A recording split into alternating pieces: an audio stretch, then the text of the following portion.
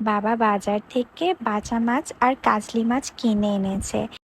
মাছ যদি তরতাজা কাঁচা রান্না করা হয় তাহলে খেতে সেটা বেশ মজা হয়। সাথে ছিল চিংড়ি শুটকি দিয়ে লতি রান্না, উপ্পি বানিয়েছিল ডিম আলুর ভর্তা, আর আমি বানিয়েছিলাম ময়লা শুটকির ভর্তা।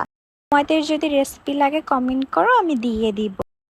এটা খেতে যে এত মজা হয়েছিল, আর পার্সোনালি আমার লতি তারপরে শাক লতা পাতা এগুলো না বেশি পছন্দের মাছ মাংস থেকে। তবে কাঁচা মাছ রান্না করলে খেতে এত মজা লাগে, তবে মাছটা তরতাজা হতে হবে।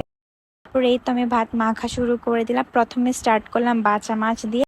আমার মায়ের হাতের বাচা মাছ রান্না না ভীষণ পছন্দের। আমি আগে খেতাম না, বাট একবার খেয়ে এত মজা পেয়েছি, এখন আমি সবসময় বাচা মাছ খাই এবং এটা আমার পছন্দের মাছ হয়ে গেছে। তারপর টমেটোটাকে ভালো করে চটকে নিয়েছি। এবার কাজলি মাছ খাওয়ার পালা। এই তো এবার রাতের ডিনারে ছিল লইট্টা মাছ ফ্রাই, বরবটি দিয়ে চিংড়ি ভর্তা করেছিলাম আমি, আর সাথে ছিল কফি শাক। তোমরা যদি বরবটি আর বড় চিংড়ির ভর্তাটার রেসিপি চাও তাহলে কমেন্ট করো, আমি সেটাও দিয়ে দিব। এইভাবে আমার রাতের ডিনারটাও আমি কমপ্লিট করলাম।